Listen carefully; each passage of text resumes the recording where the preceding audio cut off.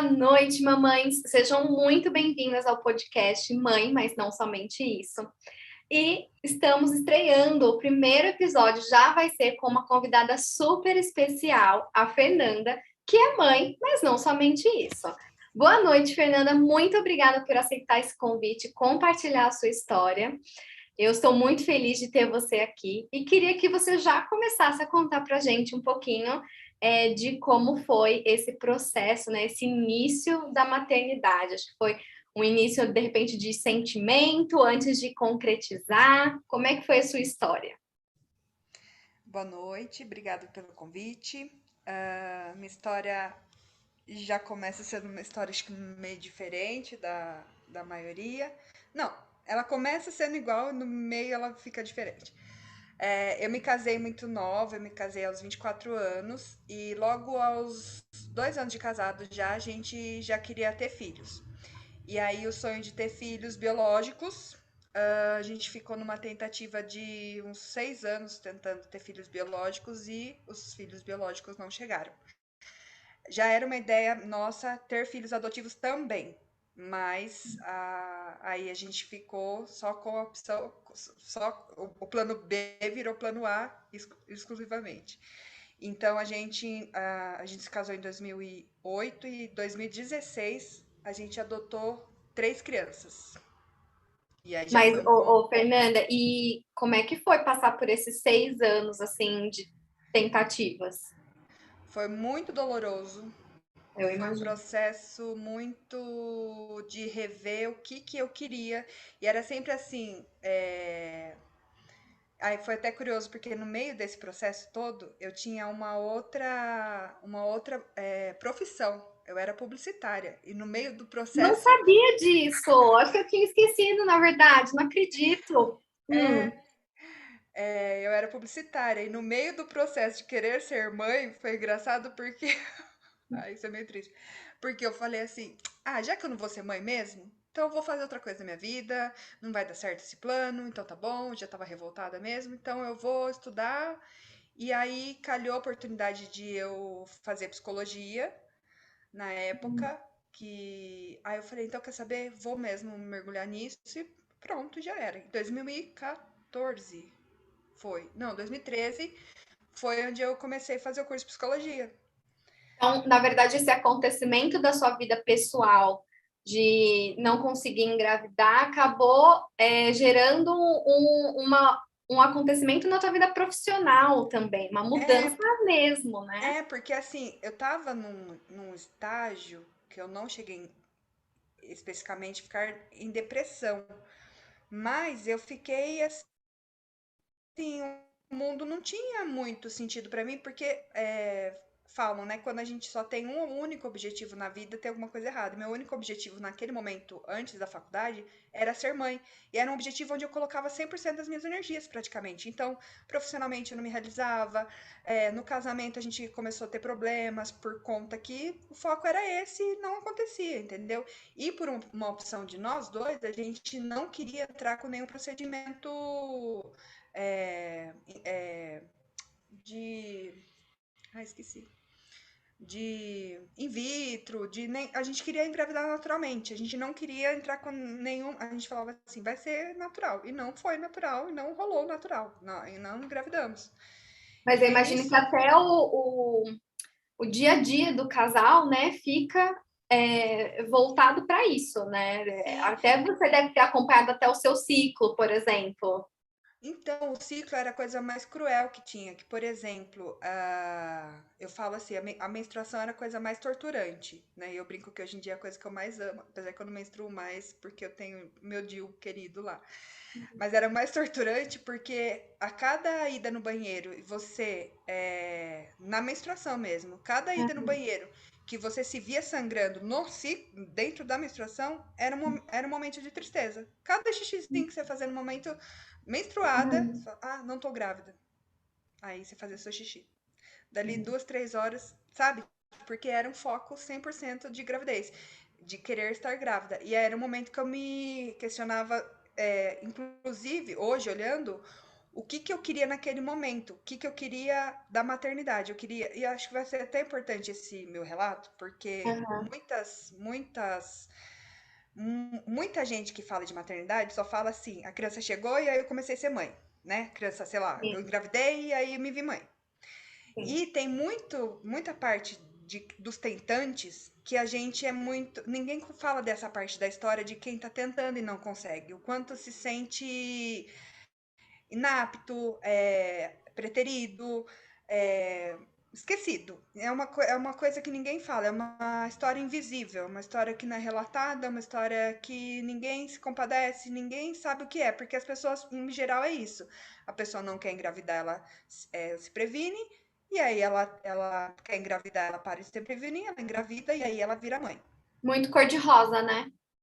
É muito rápido o Aham. processo. Você faz algumas tentativas, você tem um sexo muito gostoso, inclusive, para isso. E é muito prazeroso tentar ser mãe, né? E aí, para os tentantes, que ficam anos nisso, é muito desgastante, desgasta a relação, desgasta uma série de coisas. Então, eu ficava pensando quanto que eu queria ser mãe, porque eu ficava assim, eu quero ter o quartinho, eu quero ter a barriga, eu quero ter os mimos, eu quero descobrir que eu tô grávida, eu quero poder. Porque na internet todo mundo fica mostrando é, como que você falou pro seu namorado, pro seu marido que estava grávida. Eu queria Uhum. ter todos esses momentos. Hoje em dia eu não me importo, mas o chá de revelação do Sim. sexo, nananana. Entendeu? Uhum. E hoje, o que eu acho mais curioso da minha história, que eu acho curioso mesmo, que eu não dei nem nome para os meus filhos. Que eles Uhum. já chegaram, eles já tinham os nomes, entendeu? Eles já chegaram grandes, né? Então, assim, uma gigantesca parte das minhas expectativas, elas foram quebradas justamente com a chegada deles. E também a outra parte, que isso é comum da maternidade. Você, a partir do momento que eles chegam, todas as suas expectativas são quebradas, sendo filho biológico ou adotivo. Aham, sim, concordo, concordo. Mas o que eu posso falar é que todo o processo de tentar ter filhos biológicos foi muito doloroso. E foi muito uma desconstrução já nas tentativas, né, nesse processo todo, do que eu esperava, né? E aí eu sempre ouvia, a pessoa falava assim, ouvia essa frase, né? Você quer ser mãe ou você quer ter filhos? Porque o ter filhos parece que a criança chega, ela é um boneco, ela é um ser e ela vai ser conforme eu quero ter aquele ser. E ser mãe é você estar no dia a dia com alguém que é um terceiro que quebra suas expectativas e você tá diariamente se refazendo para se reconstruindo frente a essas quebras de expectativas, entende? Então, Uhum, aí eu uhum. descobri que eu queria ser mãe, não ter filhos. Porque até a forma que eu queria ter filhos podia, depois de um tempo, ser qualquer uma.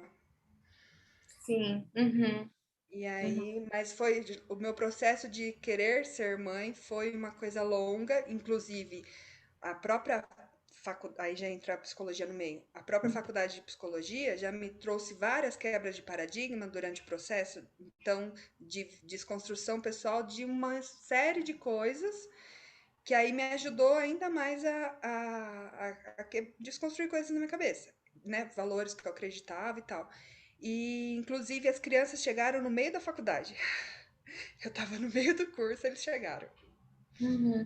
Você fala de desconstruir, né? Eu entendo também que muito dessas expectativas que nós mulheres criamos acerca da maternidade é construído por gerações antes de nós, né? Pela sociedade, né? Uma coisa cultural mesmo. Então, fazer o processo contrário, né? De você ter que desconstruir também é um exercício, né? Não é assim de uma hora para outra, né? Eu imagino que seja um processo. Como é que foi para Sim, você? para mim, o que mais ficava estranho, assim, era pensar que eu queria ser mãe, mas eu também, mesmo no processo ainda de tentar, né, de eu ser tentante, eu queria ser mãe, mas eu não queria abandonar a vida profissional.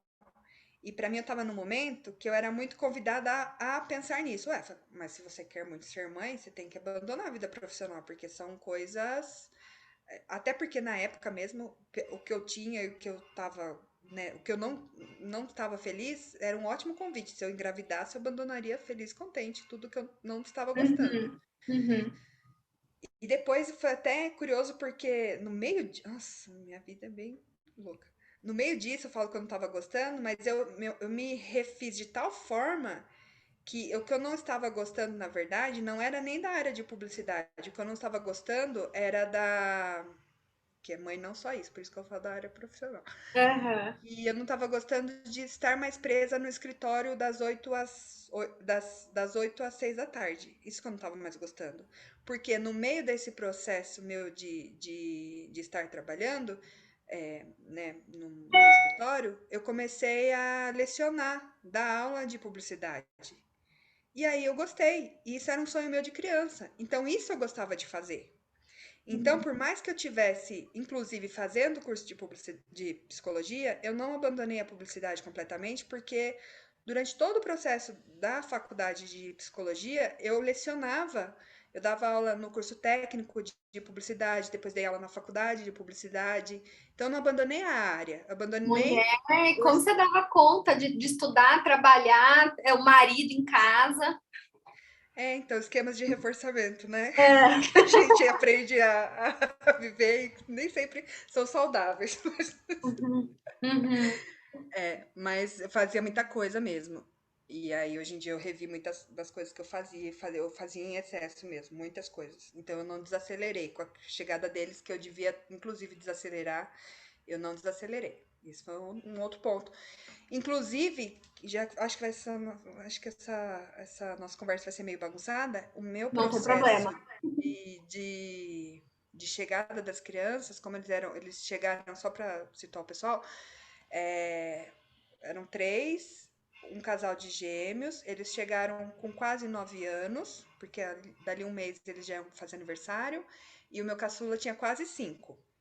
Uhum. Meu- E ele não foi muito respeitado, porque assim, o meu porpério, se pode se dizer assim, porque eles eram grandes. Então, crianças grandes não mamam no peito, não choram, eles dormem de noite, não choram à noite, sabe? Então, assim, eles eram grandes, eles não davam trabalho.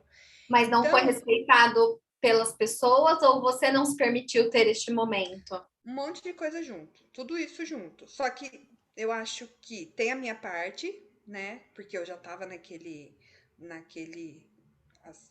na própria aceleração, e eu falo que a natureza ela é muito sábia, porque ela tem um motivo de deixar a grávida tão grande e tão lenta, porque ela vai deixando a grávida lenta fisicamente, não é à toa, para você ir desacelerando, e eu não tive essa desaceleração biológica, então eu fiquei na mesma velocidade que eu tava, e quando eles chegaram, igual. Tanto é que eu nem pedi afastamento da faculdade, afastamento do curso, né? Uhum. Eu continuei estudando. Eu podia ter pedido 6 meses para não fazer, e eu falei, não, vou levar as crianças na faculdade. Eu também incluí eles muito na minha rotina. Mas, por exemplo, eu tinha uma chefe na época que eu estava no processo de aproximação com as crianças e eu não tinha nenhum documento muito específico para me respaldar falando disso, né? E quando eles chegaram, também eu não tinha uma certidão de nascimento, eu só tinha uma guarda provisória falando, ó, as crianças estão comigo, eu ainda não sou a mãe adotiva deles, porque o processo não foi finalizado, esse processo demora a acontecer. Aí ela falava assim para mim, você abandonou seus alunos, você tem que voltar. Eu falei, não, mas eu tô em licença maternidade, tipo, o documental ainda não estava, mas eu sabia que eu estava, que já já o documental ia sair.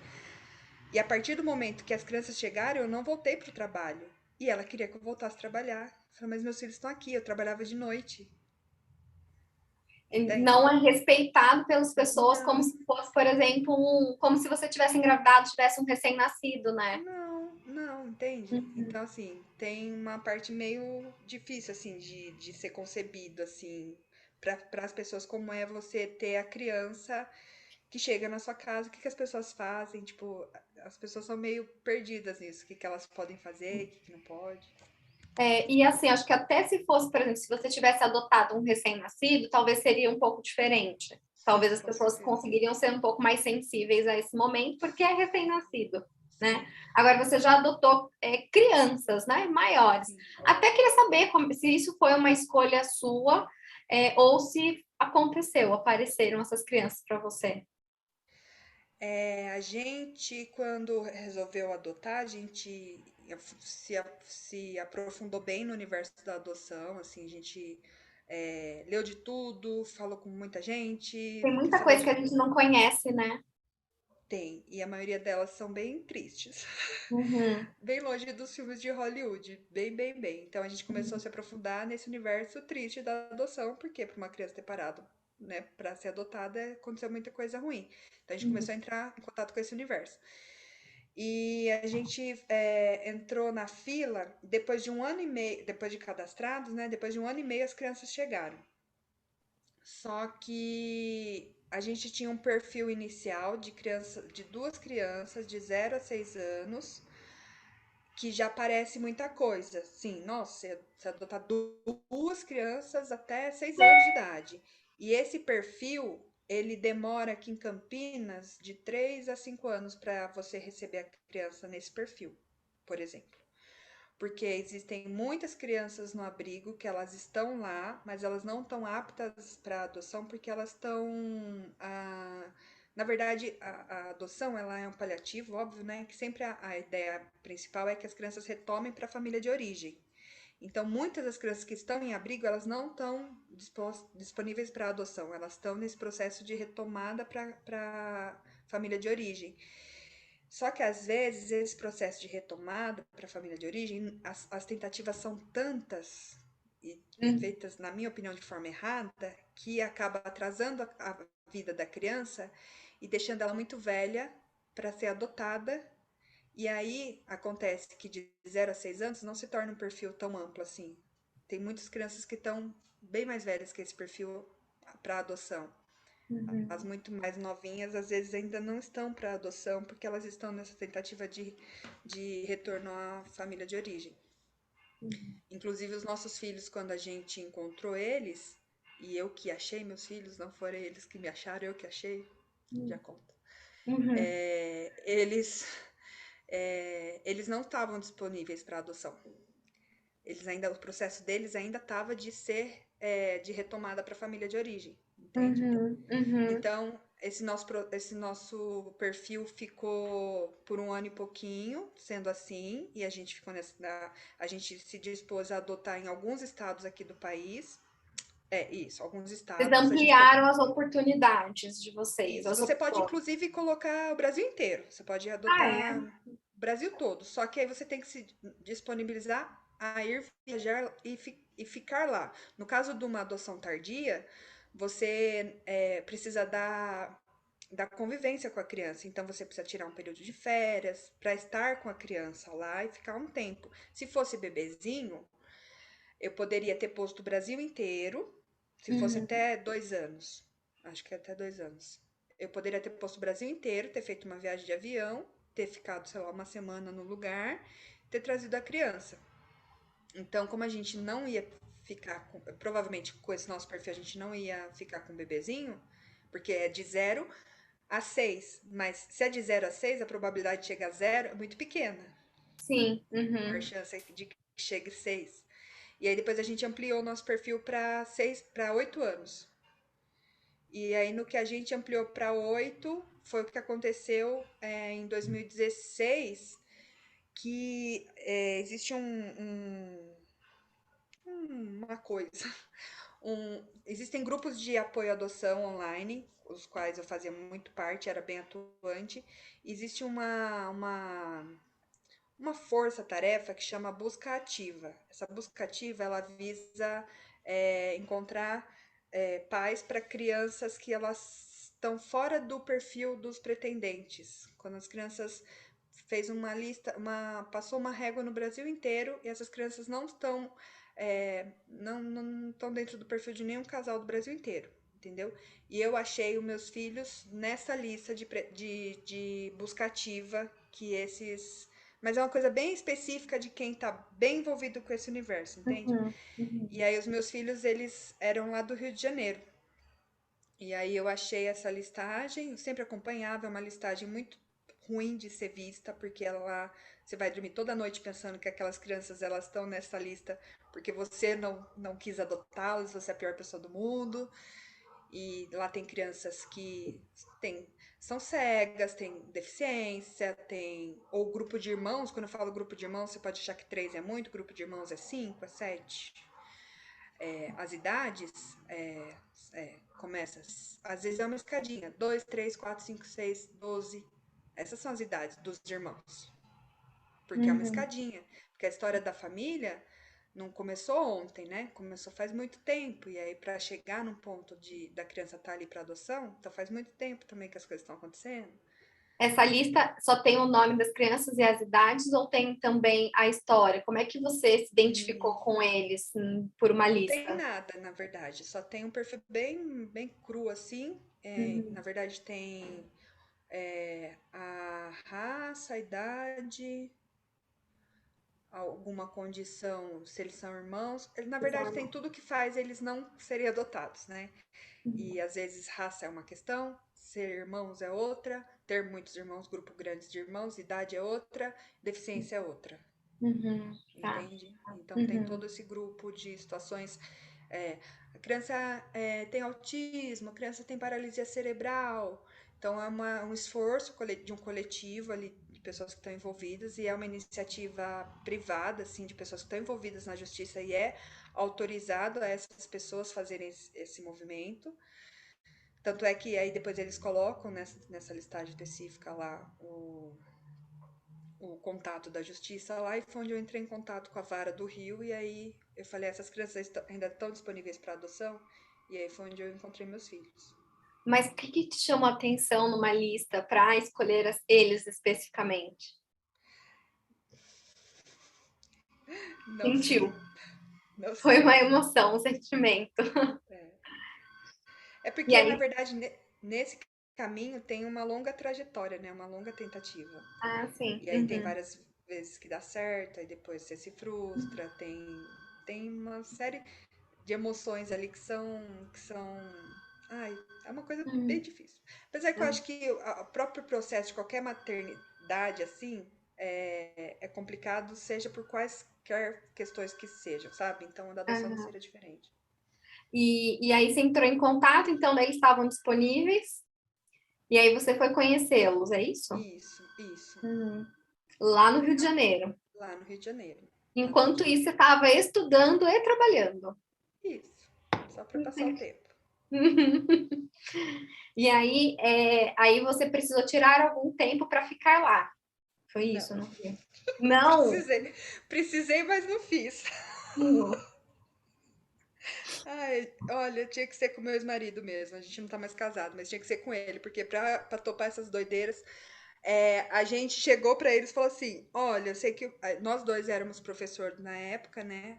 E aí a gente falou assim: a gente acabou de voltar de férias da faculdade, não dá pra gente tirar outras férias, não tem essa opção. Era março. Março, abril? É, março.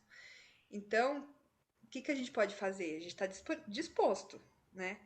Então a gente foi, conheceu as crianças, tipo, a gente foi num dia, e aí eles falaram assim: não, hoje você não pode conhecer a criança, hoje vocês vão só ouvir as histórias, vocês vão ver elas de longe. Vocês podem ficar de hoje para amanhã? A gente não podia, a gente não tinha levado roupa, a gente.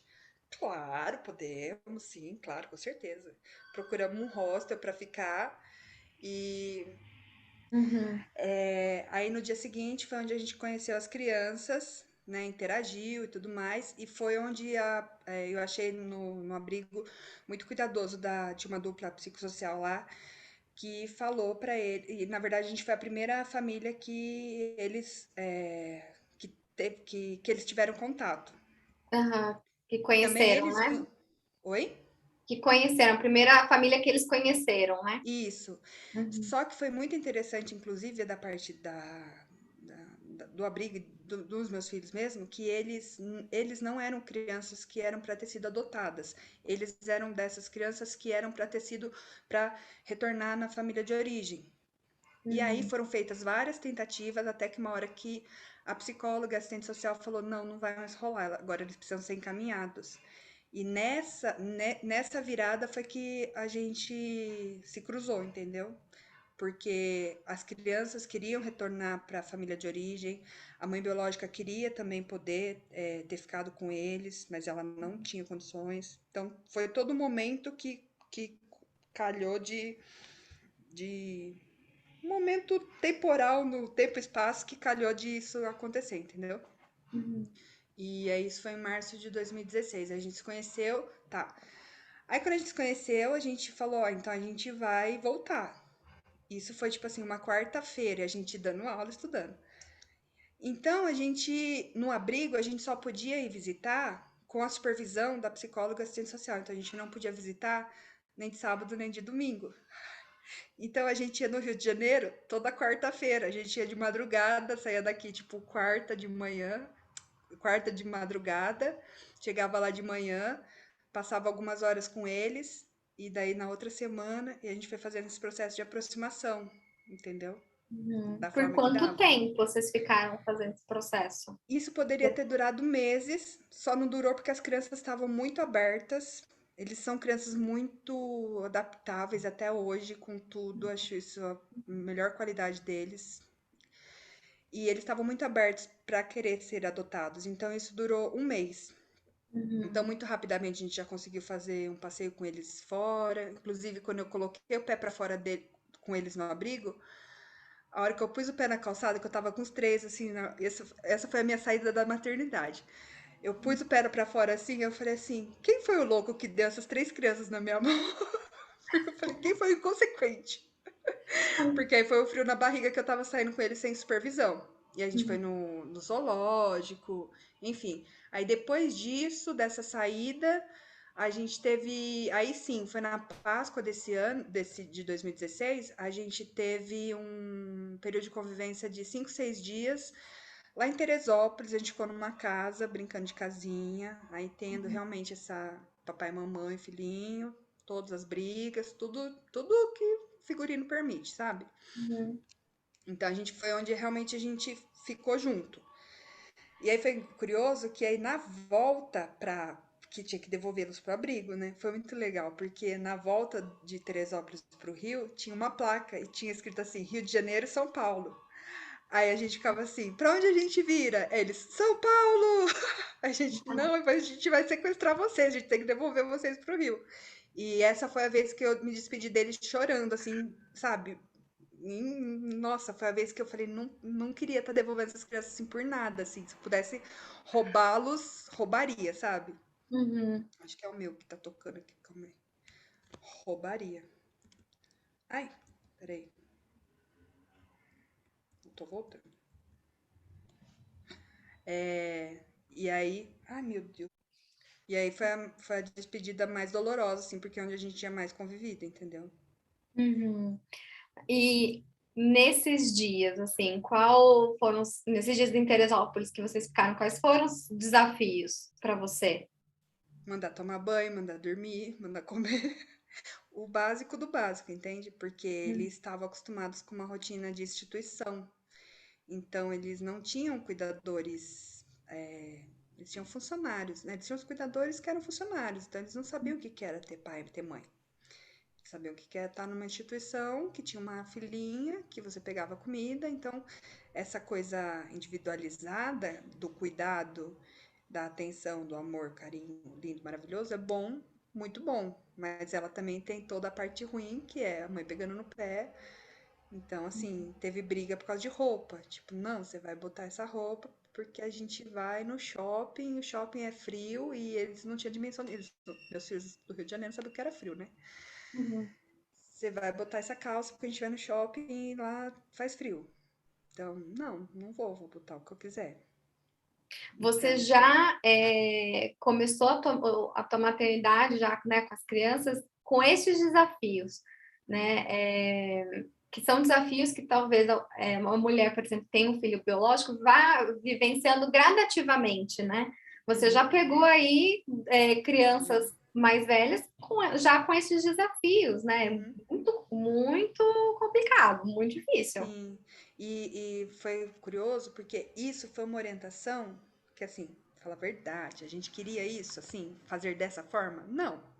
A gente Uhum, queria ser fofo, a gente queria ganhar eles com só isso, assim, né? Não. Só que uhum, aí, o que aconteceu?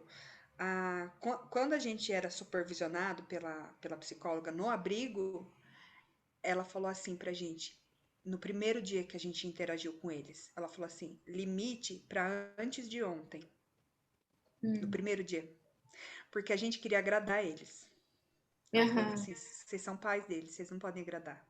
Agradar é o tio.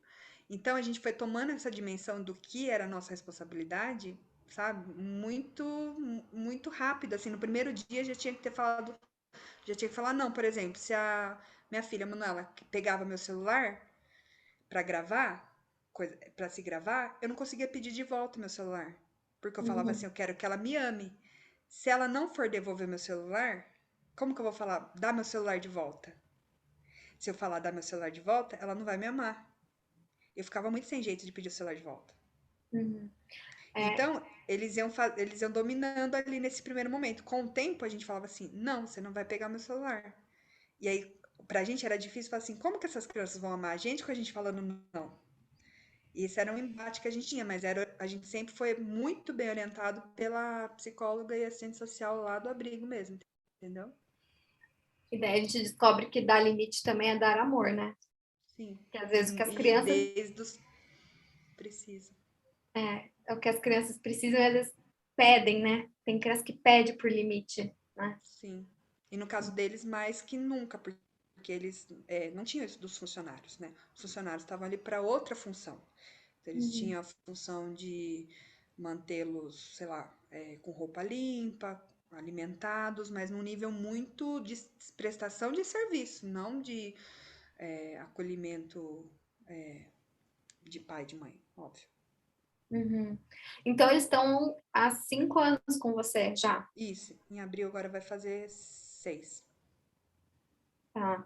E como foi o começo, né? Quando eles então vieram para Campinas, né? Vieram morar aqui. Como é que foi esse começo? Continua difícil. Mas eu brinco assim, né? Que a adoção, essa parte da aproximação, foi como um namoro, né? Então, no começo, a gente tenta mostrar o nosso melhor lado, a gente tenta mostrar nossas qualidades, aquela paquera, e eles faziam a mesma coisa, a gente, como pais, fazia isso, eles, como crianças, a mesma coisa. Aí, no namoro, você já se sente um pouco mais à vontade para mostrar seus defeitos. E daí, depois, quando casa, que agora nós estamos casados, e aí você fica mais à vontade para mostrar quem realmente você é. E aí a gente vai passando por todos esses processos, e à medida que eles vão se sentindo mais confiantes, pode parecer inverso que eu vou falar, mas quanto mais confiança no amor eles iam sentindo, piores eles iam ficando. Sim, isso faz total sentido, né? As crianças elas vão se sentindo livres para ser realmente quem elas são, né? E por que isso? Porque mesmo pisando a bola, errando, né, não cumprindo com algum combinado, o amor continua, né? Acho que É, elas têm segurança no amor.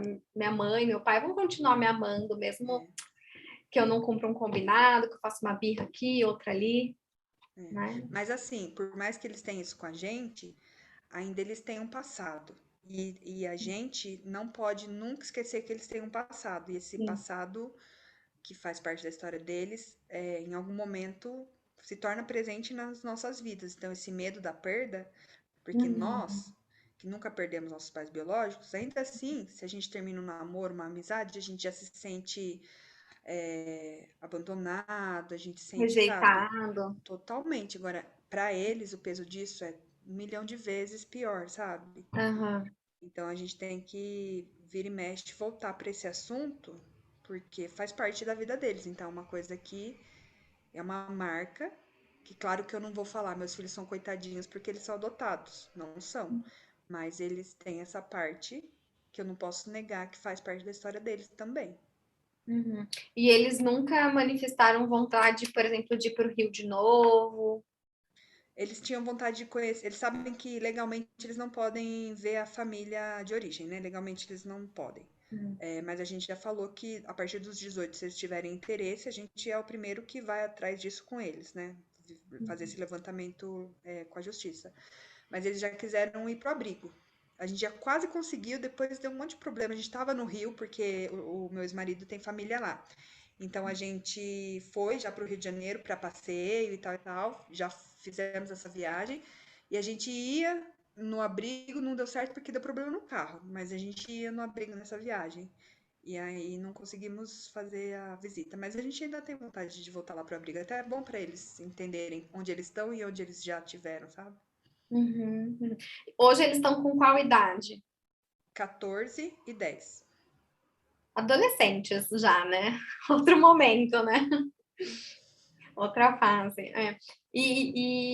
Bom, você fez psicologia, né? Se formou em psicologia, em publicidade. Como é que tá agora essa questão da carreira, né? Além dos filhos? Eu me formei em 2018, daí 2019 já comecei a clinicar. Estou firme e forte na clínica Uhum. e, curiosamente, atendo muitas crianças e adolescentes. Curiosamente, também chega para mim muitos casos de adoção, né, pelo Legal, que universo ali bacana. Uhum. que eu acabei atendendo. Acabei conhecendo, chega muito caso assim, mais específico. E, obviamente, minha maior crise existencial é falar para as mães uma coisa, orientação de pais, calmamente, com toda a técnica, e Uhum. em casa ter todas as demandas de mãe e não fazer. Eu falo assim, não é que eu não faço o que eu prego, é que eu estou no papel de mãe. Então, no papel de mãe, eu sou mãe e me dou o total direito de ser mãe. Inclusive, quando eu dou orientação porque eu gosto muito de orientação de pais, muito mesmo. Então, os meus atendimentos de criança e adolescentes são inundados de orientação de pais. Não consigo atender sem focar muito nisso. E eu acho, sem falsa modéstia, que eu sou muito acolhedora nesse sentido de, olha, eu sei o quanto é difícil, eu sei, e eu não estou dizendo para você ser a super mulher. Vamos por um caminho viável, vamos, sabe? Ó, mas o que afeta é isso. Mas eu não gosto dessa parte plácida assim, olha, eu sou perfeita, veja a minha imagem perfeita, inclusive porque eu não sou e não estou, Tem o que sabe? é ideal e tem o que é possível ser feito, né? Em É, cada realidade, em cada casa, é. né? E eu não sou a psicóloga que fala coisas lindas e maravilhosas. Eu falo, vamos dentro dessa realidade, o que dá para fazer, o que dá para melhorar, sabe? Uhum. Então eu sou muito real e eu vejo muito, muito, muito o lado dos pais de tentar ajudar dentro do que eles têm, sabe? Uhum. Então Uhum. eu acho que nesse sentido meus clientes conseguem caminhar bem porque eu sou muito sensível aos pais. Claro que eu não posso ficar sensível aos pais e deixar o negócio também desandar. Mas, sabe, eu acho que eu consigo conduzir bem por conta também dessa minha experiência traumática. Não, tô brincando. Porque a demanda é grande, entende? Porque eu Uhum. sei quanto que eu fico cansada, eu sei o quanto que eu me sinto, eu sei como é. E assim, eu acho que não precisa ser mãe pra.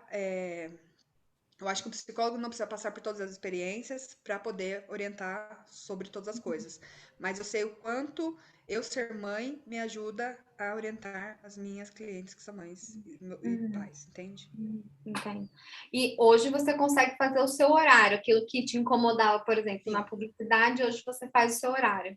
sim, sim. E reservo o tempo para estar com eles da forma que eu gostaria, assim. Isso é a coisa que eu mais gosto de ter essa liberdade de horário com eles. É a coisa que eu mais gosto, com certeza. Não, e vocês enfrentaram uma pandemia aí juntos, né? Sim, isso é a Que prova de eu, amor nossa, profundo. gente, que além dos desafios, né, que já tem naturais aí da vida dessa situação, ainda teve uma pandemia aí na frente, É, né? Aula é, online, todo mundo em casa, sim, sim. E eu convivência tendo que 100%. atender, Você, você ficou no online ou você continuou no presencial? Os eu, mig- atendimentos? eu migrei tudo pro online, né, na pandemia. E depois eu fui retomando alguns. Aí minhas crianças todas pararam, né? Uhum. Aí depois as crianças, à medida que foi a vacina voltando, as crianças, e à medida que os pais também não estavam mais conseguindo lidar com muita coisa, as crianças foram voltando. E, e aí hoje eu tô mesclando. Tem muito cliente que era presencial que não quis mais voltar, não. A minha terapia mesmo eu fiquei online. A minha eu não tô Uhum. com uma preguiça de voltar lá pro consultório, eu faço online. Uhum.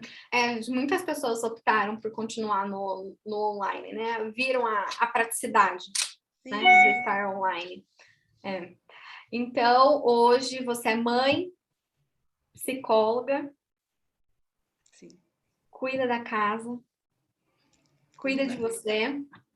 Isso, ó, cuida da casa quando dá, mas cuida de mim, agora eu estou priorizando isso porque eu vi quanto faz falta. Isso É, eu tô cuidando mesmo. é. Você viveu esse momento assim de viver mais para os filhos, mais para as crianças do que achar o equilíbrio de ter momentos para cuidar de você? Sim, mas isso eu não posso nem culpar a maternidade. Esse sempre foi um movimento meu. Tanto é Uhum, que você falou como que você fazia tudo isso, eu sempre fui de fazer, entende? uhum, Fazer e perceber pouco. Então, sempre fui de dar conta. E hoje em dia eu prefiro não dar conta e cuidar mais de mim, fazer um pouco menos e mais bem feito. Mas eu acho que a própria pandemia fez isso, fazer a gente reduzir a velocidade das coisas, né? Ou uhum, escolher melhor o que a gente vai fazer. uhum, uhum. Hoje as crianças moram com você. Você comentou Não, que hoje você se separou. isso. Na pandemia a gente se separou. Na verdade, uma semana antes das coisas fecharem, sem nem saber tudo que a gente ia passar, a gente se separou. E Uhum, aí as crianças, elas ficam uma semana comigo e uma semana com o pai. entendi. Uhum. Se adaptaram bem também, né? A essa Sim, são mudança. ótimos. Eles adoram, inclusive. Eu falo que quando eles estão de saco cheio de mim, eles vão pro pai. Quando fica de saco cheio do pai, fica comigo. Não dá tempo de enjoar. E sente saudade depois, né? É É, isso, não dá tempo de dar e sente saudade. é, é bom. Ótimo. Ah, eu adorei saber um pouquinho mais da sua história. Conheci assim, né, por cima dos nossos encontros lá no ITCR, Uhum. mas adorei saber os detalhes. Você realmente é uma mulher assim vitoriosa e eu admiro muito, sabe? Quem passa por esse processo de adoção, enfim, quem topa esse desafio, né? E muito obrigada por vir aqui compartilhar. Estamos aí no primeiro episódio desse podcast, mas depois, se surgirem também outras perguntas aqui, a gente chama você de novo para bater o papo e esclarecer as dúvidas do pessoal. Tá bom, combinado. Então, tá bom. Muito obrigada, pessoal, e a gente se vê na próxima semana.